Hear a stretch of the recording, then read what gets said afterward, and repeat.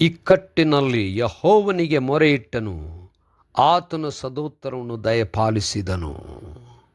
ಸೋಮವಾರ 6ನೇ ಜುಲೈ 2026 ಇಸ್ವಿ. ಈ ದಿನದ ವಾಕ್ಯ ಧ್ಯಾನಕ್ಕಾಗಿ ನಾನು ಆರಿಸಿಕೊಂಡಂಥ ವೇದ ಭಾಗವು ಶ್ರೀ ಮತ್ತಾಯನು ಬರೆದ ಸುವಾರ್ತೆ 22ನೇ ಅಧ್ಯಾಯದ 20ನೇ ವಚನ.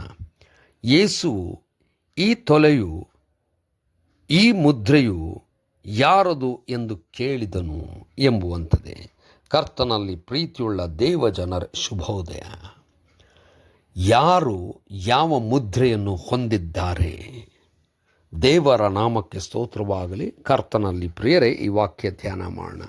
ಈ ದಿನದ ವಾಕ್ಯ ಧ್ಯಾನದ ಶೀರ್ಷಿಕೆ, ಯಾವ ಮುದ್ರೆ ಹೊಂದಿದ್ದೀರಿ? ಕರ್ತನಲ್ಲಿ ಪ್ರಿಯರೇ, ಯೇಸು ಕ್ರಿಸ್ತನು ಔತಣದ ಬಗ್ಗೆ ಮಾತನಾಡಿದ ನಂತರ ಒಬ್ಬ ಫರಿಸಾಯನು ಯೇಸುವಿನ ಬಳಿಗೆ ಬಂದು ಯೇಸುವನ್ನು ಸಿಕ್ಕಿ ಹಾಕಿಸಬೇಕೆಂಬುದಾಗಿ ಕೈಸರನಿಗೆ ತೆರಿಗೆ ಕೊಡುವಂಥದ್ದು ಸರಿಯ ತಪ್ಪ ಎಂಬುದಾಗಿ ಕೇಳಿದನು. ಕೈಸರನಿಗೆ ತೆರಿಗೆ ಕೊಡುವಂಥದ್ದು ಯಹೂದ್ಯರು ಆ ಸಮಯದಲ್ಲಿ ವಿರೋಧಿಸುತ್ತಿದ್ದರು. ಅದು ಸರಿಯಾದದ್ದಲ್ಲ, ಯಾಕಂದರೆ ಅವರ ಸ್ವಾತಂತ್ರ್ಯವನ್ನು ಕಿತ್ತುಕೊಳ್ಳುವಂಥದ್ದು ಎಂಬುದಾಗಿ ಎಲ್ಲ ಯಹೂದ್ಯರು ವಿರುದ್ಧವಾಗಿದ್ದರು.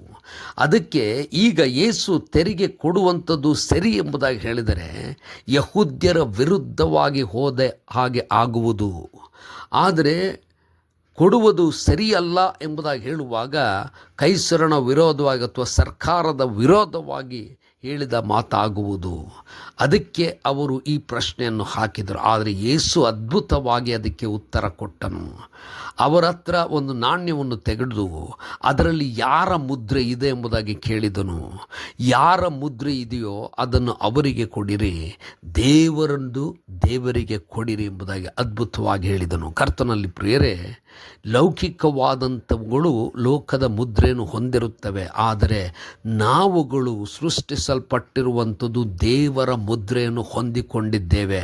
ಯಾಕಂದರೆ ದೇವರ ವಾಕ್ಯ ಬಹಳ ಸ್ಪಷ್ಟವಾಗಿ ಹೇಳುತ್ತದೆ, ನಮಗೆ ಜೀವ ಶ್ವಾಸವನ್ನು ಊದಿದನ್ನು ತನ್ನ ಸ್ವರೂಪದಲ್ಲಿ ಉಂಟು ಮಾಡಿದಂಥವನು ದೇವರು. ನಮ್ಮನ್ನು ಅದ್ಭುತವಾಗಿ ಪ್ರತಿಯೊಬ್ಬರನ್ನು ಅದ್ಭುತವಾಗಿ ವಿಚಿತ್ರವಾಗಿಯೂ ಸೃಷ್ಟಿಸಿರುವಂಥ ದೇವರು ತನ್ನ ವಿಶೇಷವಾದಂಥ ಮುದ್ರೆಯನ್ನು ನಮ್ಮ ಮೇಲೆ ಇರಿಸಿದ್ದಾನೆ. ನಾವು ಪ್ರತಿಯೊಬ್ಬರೂ ಕೂಡ ದೇವರಿಗೆ ನಮ್ಮನ್ನು ನಾವು ಸಮರ್ಪಿಸಿಕೊಳ್ಳಬೇಕು. ಯಾಕಂದರೆ ಆತನು ನಮ್ಮನ್ನು ಸೃಷ್ಟಿ ಮಾಡಿದ್ದಾನೆ, ಆತನು ನಮ್ಮನ್ನು ಪರಾಂಬರಿಸುತ್ತಾನೆ, ಆತನೇ ನಮ್ಮಲ್ಲಿ ಜೀವಿಸುವಂಥವನಾಗಿದ್ದಾನೆ.